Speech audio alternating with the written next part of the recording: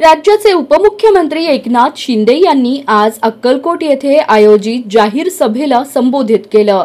यावेळी त्यांनी शिवसेना शिंदे गटाच्या उमेदवारांना निवडून देण्याचं आवाहन केलं। 16 मिनिटे त्यांनी जोरदार बॅटिंग केली। यात त्यांनी स्थानिक राजकारणासह राज्याच्या राजकारणावर भाष्य केलं। बघा एकनाथ शिंदे यांचं अक्कलकोटमधील दमदार भाषण। ही वचनं पूर्ण करण्याचं काम आपण केल्याशिवाय राहणार नाही। आम्ही जे बोलतो तेच करतो आणि जे करता येईल तेच बोलतो। फुकाची म्हणजे तोंडाची फुकटची पाटीलकी करत नाही घरात बसून। घरात बसून आपण उंटावरून शेळ्या हाकत नाही। तुमचा Eknath Shinde face to face काम करतो, फेसबुक लाईव्ह नाही। आणि म्हणून मी लाडक्या बहिणी आणि लाडक्या भावांना एवढीच विनंती करतो, तुम्ही काही घाबरण्याची गरज नाही। स्वामी समर्थ तुमच्या पाठीशी आहे, देऊ नकोस मी तुझ्या पाठीशी आहे असं स्वामी समर्थांचा आपल्या सगळ्यांच्या मागे आशीर्वाद आहे। आणि मग सिद्धराम म्हेत्रे यांच्यासारखा पॉवरफुल नेता तुमच्या सोबत आहे ना। त्यांच्या जोडीला शंकरजी म्हेत्रे आहेत। शंकरजी म्हेत्रे पण पॉवरफुल आहेत आणि त्यांच्या पाठीशी एकनाथ शिंदे आहे। त्यामुळे टायगर यस बड्डा शिवसेनेचा टायगर ओके। आणि म्हणून म्हेत्रे साहेबांच्या नेतृत्वाखाली या नगर परिषदांचा विकास होईल। आणि म्हणून अक्कलकोटचा एकच बाणा पुन्हा निवडून आणा धनुष्यबाण। आणि म्हणून मी एवढंच सांगेन की स्वर्गीय शफी शेठ टिनवाला तुमचे वडील होते बरोबर ना, 3 वेळा नगराध्यक्ष होते आणि त्यांनी आपल्या इथल्या जनतेच्या मनामध्ये एक प्रेम निर्माण करून ठेवलेला आहे, विश्वास निर्माण करून ठेवलेला आहे। हिंदू मुस्लिम सगळ्या समाजाला घेऊन ते पुढे जातात म्हणून तर 3दा नगराध्यक्ष झाले ना। आणि म्हणून त्यांचे सुपुत्र या ठिकाणी रईस शेठ उभे आहेत। आणि म्हणून अक्कलकोटचा मजबूत विकास, चांगला विकास या ठिकाणी करायचा असेल तर रईस शेठ सारखाच आपल्याला नगराध्यक्ष पाहिजे आणि दुधनीमध्ये प्रथमेश म्हेत्रे सारखा नगराध्यक्ष पाहिजे। आणि नगराध्यक्ष पदाच्या खुर्चीवर हे मावळे बसले त्या क्षणापासून बसतील त्या क्षणापासून या ठिकाणी आपल्याला मी एवढंच सांगतो, विकासाची गंगा आल्याशिवाय राहणार नाही। विकासाची गंगा आल्याशिवाय राहणार नाही। आणि म्हणून हा विश्वास मी द्यायला आपल्याकडे आलो। खरं म्हणजे आपल्याला मी एवढंच सांगतो, तीर्थस्थळ मोठा आहे, क्षेत्र आहे आपलं हे आणि तिथे चांगल्या सोयीसुविधा पाहिजे। आणि या ठिकाणी सोयीसुविधा विकासाला वेग देण्यासाठी इथं आपल्याला जे काही निधीची तरतूद पाहिजे ती या ठिकाणी मी आपल्याला एवढंच सांगेन, श्री स्वामी समर्थांच्या दर्शनाला लाखो भक्त येतात, त्यामुळे सोयी सुविधा पाहिजे। अक्कलकोटच्या विकासासाठी मी मुख्यमंत्री असताना विकास आराखड्याला मंजुरी आपण दिली। विकास आराखडा जवळपास 382 कोटी रुपये आपण मंजूर केले त्यासाठी मुख्यमंत्री असताना। आज अक्कलकोटच्या 9 प्रमुख रस्त्यांचं काम चालू आहे ना। या आराखड्यामध्ये वाहनतळ, वॉटर एटीएम, रस्ते विकास, शौचालय निर्मिती, हत्ती तलाव उद्यानाचा विकास, व्यापारी केंद्र, भक्त निवास, चौक सुशोभीकरण हे सगळं आलेलं आहे याच्यामध्ये। आणि म्हणून मी एवढंच सांगेन, मी मुख्यमंत्री असताना हे बाबा स्वामी समर्थांच्या आशीर्वादाने करून ठेवलंय। आता पाणी पुरवठा योजनेसाठी 72 कोटी रुपयाचा निधी आपण मंजूर केलेला, 72 कोटी। गटार, ड्रेनेज व्यवस्था, स्ट्रीट लाईट, स्वच्छता आणि स्वच्छता यासाठी खर्च करतोय आपण। अक्कलकोट हे तीर्थक्षेत्र, या तीर्थयात्रा पर्यटनाच्या खऱ्या अर्थाने जागतिक नकाशावर आलं पाहिजे अशा प्रकारची आपली मागणी आहे ना। आणि अशा प्रकारची आपली भावना आहे. त्यामुळे त्यासाठी जे जे काही करता येईल ते आपण नक्की करू एवढा विश्वास आपल्याला देतो. दुधनीमध्ये जे जे काय काय कामं आहेत ती देखील, दुधनीचं तुमचा बालेकिल्ला आहे, तिथे काही पैसे कमी पडणार नाहीत. ते स्वामी समर्थ म्हणायचे, श्री स्वामी समर्थ म्हणायचे, उतावळो सो बावळो, धीर सो गंभीर. स्वामी समर्थ काय म्हणायचे? उतावळो सो बावळो, धीर सो गंभीर. खरं म्हणजे हा महाराजांचा संदेश जो आहे, हा संदेश आचरणात आणला पाहिजे. परंतु हे जे काही गुडघ्याला बाशिंग लावून उभे आहेत सगळे लोक, त्यांना लागू पडतोय. आणि म्हणून आणि आपली धडपड कशासाठी आहे? खुर्चीसाठी नाही. या खुर्चीवर ज्यांनी बसवलं त्या लोकांचे प्रश्न सोडवणं हे आपली अजेंडा आहे, आपली भूमिका आहे. आणि रजिस्ट्रेट एक अभ्यासू नेतृत्व आहे, गोरगरिबांसाठी मदतीला धावणारा लोकप्रतिनिधी आहे. आणि म्हणून गोरगरिबांच्या सेवेसाठी घराघरात बाळासाहेब सांगायचे, कार्यकर्ता घरात नाही लोकांच्या दारात शोभून दिसतो. इथं काँग्रेस पण उभा आहे ना, आणि आहे का नाही? आणि बाळासाहेबांनी सांगितलं त्या काँग्रेस बरोबर कधी जाऊ नका, माझी काँग्रेस होऊ देणार नाही. परंतु तेच पाप त्यांच्या पश्चात उबाटाने केलं. एवढा अहंकार, एवढा गर्व, एवढी घमेंड. एक सर्वसामान्य शेतकऱ्याचा मुलगा मुख्यमंत्री होऊ नये का? हा एकनाथ शिंदे शेतकऱ्याचा मुलगा शाखा प्रमुख ते मुख्यमंत्री झाला, याची पोटदुखी किती बघा. पोटात रोज दुखतंय, मळमळ जळजळ सारखी निघती आहे. त्यांच्यासाठी बाळासाहेब ठाकरे आपला दवाखाना केला तरी त्यांची पोटदुखी जात नाही. आता त्यांना एक जमाल घोटा तुम्हाला द्यायला लागेल. आणि म्हणून या ठिकाणी मी आपल्याला एवढंच सांगतो की बसता उठता एकनाथ शिंदे, बसता उठता झोपता एकनाथ शिंदे. त्यांना माझ्या नावाशिवाय झोपत लागत नाही, माझ्या नावाशिवाय त्यांचा दिवसच जात नाही. आणि म्हणून मी काल म्हणालो होतो, एवढा अहंकार बरा नाही, एवढा गर्व घमंड बरी नाही.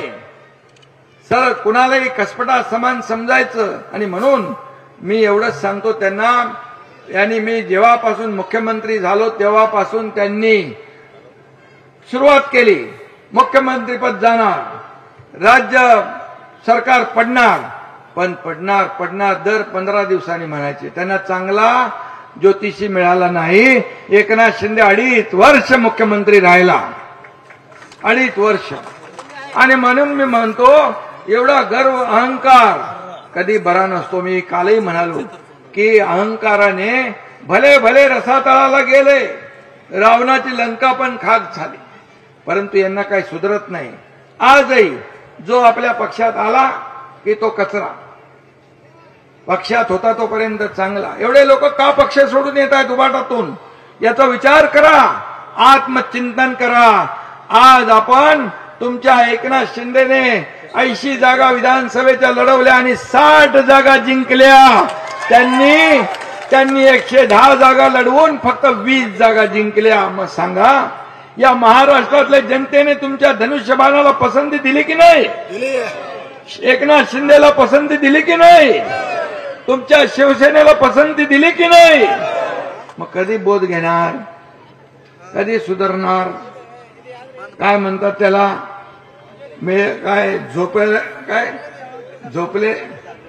झोपलेल्याला जाग करता येतं, पण झोपेचं सोंग घेतलेल्याला जाग करता येत नाही. आणि म्हणून हे असंच चालू राहणार. कारण एक माणूस, कार्यकर्ता, शिवसेनेचा, बाळासाहेबांचा विचारांचा शिवसैनिक, तो तुमच्या एकनाथ शिंदे बरोबर जुळतोय. आणि हीच पोटदुखी, हेच त्यांना जळजळ मळमळ. आणि म्हणूनच मी एवढंच सांगतो, येणाऱ्या सर्व निवडणुका ज्या आहेत, या निवडणुकांमध्ये त्यांची जागा त्यांना दाखवा. कायमचं जे घरी बसलेत ते कायमचं घरी बसवा. मी फिरायला लागल्यानंतर अनेक लोक फिरायला लागले. कोणाचं काय, मी डॉक्टर नाही, परंतु माझा मुलगा खासदार doctor Shrikant Eknath Shinde orthopaedic surgeon आहे. मी डॉक्टर नसलो तरी पण मी छोटे मोठे ऑपरेशन करतो. आणि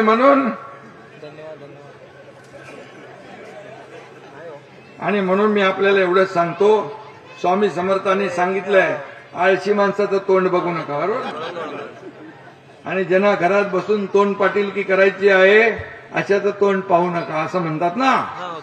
आणि म्हणून मी आपल्याला एवढंच सांगतो की बाळासाहेबांनी सांगितलं 80% समाजकारण 20% राजकारण. तेच आपल्या रईस शेठचं चालू आहे, तेच आपल्या मेत्रे साहेबांचं चालू आहे. आणि म्हणून समाजकारण समाजसेवा हा आपला पिंड आहे.